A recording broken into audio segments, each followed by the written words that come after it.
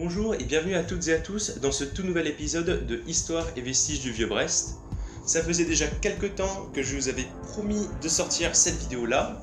Aussi, certains d'entre vous m'ont demandé de la publier, c'est pourquoi aujourd'hui, je sors la vidéo intitulée L'histoire du cuirassé Richelieu, partie 3. Nous parlerons donc de la traversée entre le port de Brest et le port de Dakar suite à son évasion face aux troupes allemandes. Puis nous parlerons du stationnement du cuirassé Richelieu au port de Dakar, donc avec la vie qu'il a eue là-bas, l'attaque des forces navales anglaises sur le cuirassé Richelieu, puis le départ du cuirassé Richelieu du port de Dakar vers les États-Unis. J'espère que cette vidéo vous plaira. On se retrouve tout de suite. Moi, je n'ai plus qu'à vous souhaiter un bon visionnage et bon vent.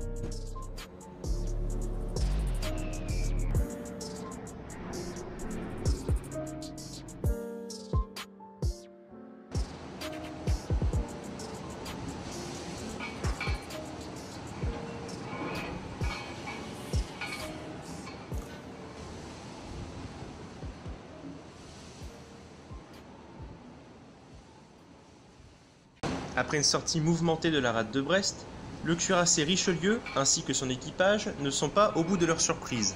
Un jour après l'attaque allemande, le 19 juin, le torpilleur Frondeur, après avoir aperçu un navire au loin, va vérifier son identité et va révéler qu'il s'agissait d'un cargo français. Il rejoindra par la suite la formation formée par le cuirassé Richelieu et le torpilleur d'escorte Fougueux.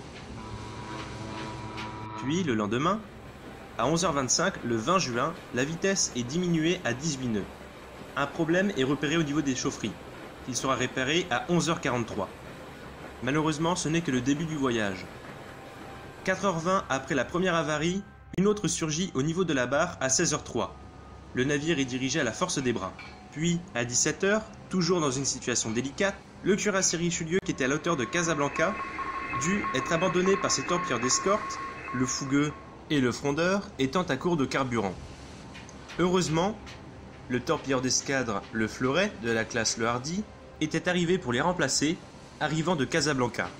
Le lendemain, le 21 juin, à 5h45, un bateau est aperçu au loin du côté bâbord du Richelieu. Malheureusement, pour ne pas rompre la formation, le torpilleur d'escadre, le Fleuret, n'ira pas vérifier l'identité de ce navire. À 10h, un exercice de tir et au maniement des mitrailleuses Hotchkiss de 13,2 mm est ordonné. En effet, les hauts gradés du cuirassé Richelieu redoutent une attaque aérienne allemande. Enfin, à midi, l'équipage reçoit l'ordre de reculer leur montre d'1 heure pour s'adapter au fuseau horaire local. Le lendemain, le 22 juin à 8h42, la barre contracte de nouveau une avarie. Le navire est dirigé par les moteurs de secours et la barre sera réparée à 14h25. Mais, à 18h33, une nouvelle avarie de barre fait son apparition. Elle sera réparée à 19h38. Au vu des nombreuses avaries que le cuirassé Richelieu rencontre ces derniers jours, le commandant ordonne pour la nuit une route au 18 et une allure réduite à 23 nœuds. À 23h, il faudra faire cap au 169 et reprendre la navigation en zigzag. Si une avarie de barre apparaît, la vitesse devra être réduite à 21 nœuds et il faudra embrayer sur les moteurs de secours pour manœuvrer prudemment la barre.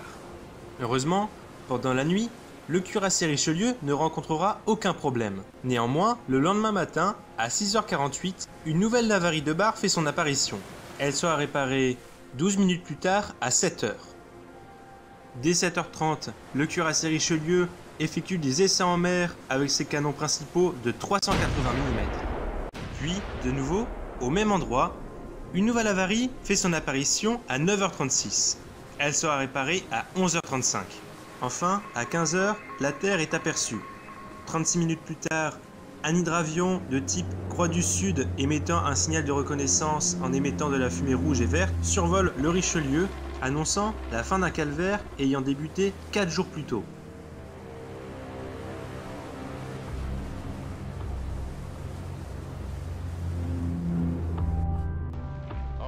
Durant la nuit du 23 au 24, l'amiral Darlan prévient d'une attaque possible des forces de la Royal Navy sur les navires stationnés à Dakar.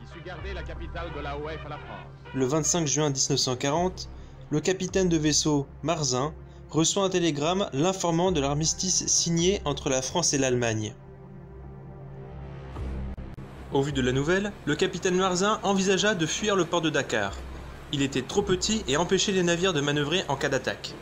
Le départ sera fixé à 14h30. Le torpilleur Le Fleuret, le croiseur auxiliaire Charles Plumier, l'aviso antédéluvien Calais, et les 2 sous-marins Le Glorieux et Le Héros seront conviés à partir avec le Richelieu. Le sous-marin Le Glorieux devait surveiller le porte-avions Hermès. Son sister ship, le sous-marin Le Héros, lui, devait surveiller le croiseur lourd Devonshire, dont l'arrivée à Dakar était prévue à 16h. La menace britannique se faisait plus importante. La fuite du cuirassé Richelieu ainsi que des autres navires était pour le gouverneur général Raymond Guesmar impossible car il craignait un effet dévastateur sur le moral de la population civile ainsi qu'autochtone. De son côté, l'amiral Darlan, lui, pensait que le navire allait gagner l'Angleterre. Finalement, le cuirassé Richelieu ainsi que le torpilleur d'escadre Le Fleuret reçurent l'ordre de partir à 120 milles au nord du Cap Vert, couvrir l'arrivée des croiseurs auxiliaires chargés d'or. Ces croiseurs auxiliaires formaient la flotte appelée la flotte de l'or. Elle s'était évadée le 18 juin 1940, en même temps que le cuirassé Richelieu, de la rade de Brest face à l'arrivée des troupes allemandes. Son but était de sauver l'or français, ainsi qu'une partie de l'or polonais et belge. Elle était formée des croiseurs El Jezaïr, El Kantar, El Mansour, le Ville d'Alger, du Victor Schelker ayant embarqué l'or polonais et belge, et du Ville d'Oran.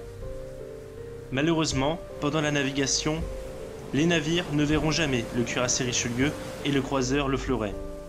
En effet, lors de son départ de la ville de Brest, le cuirassé Richelieu n'avait pas été équipé de ses hydravions Loire 130. Pourtant, c'était ces hydravions qui auraient permis au cuirassé Richelieu de repérer la flotte d'or. Finalement, la flotte d'or fera escale à Casablanca. En effet, celle-ci avait pour objectif de stocker l'or pour le protéger des Allemands. Après vérification, ils se rendirent compte que Casablanca n'était pas le lieu idéal. Ils repartirent donc pour Dakar, afin de vérifier si le port, lui, se prête au stockage de ces caissons d'or. Le cuirassé Richelieu rentrera à Dakar, là où de terribles événements l'attendront. Cet épisode est dès à présent terminé, j'espère qu'il vous aura plu. Si c'est le cas, n'hésitez pas à mettre un pouce bleu. Si vous n'avez pas vu la partie 1 et la partie 2 de l'histoire du cuirassé Richelieu, n'hésitez pas à vous abonner et d'aller voir sur la chaîne. Ensuite, j'espère que cet épisode, pour ceux qui l'attendaient avec impatience, ça n'a pas été trop long. J'ai eu quelques soucis, je n'ai pas vraiment eu le temps de le réaliser. Donc là, je viens enfin de le peaufiner et ça me fait enfin plaisir de pouvoir sortir cette vidéo. En tout cas, moi je n'ai plus qu'à vous souhaiter une bonne semaine.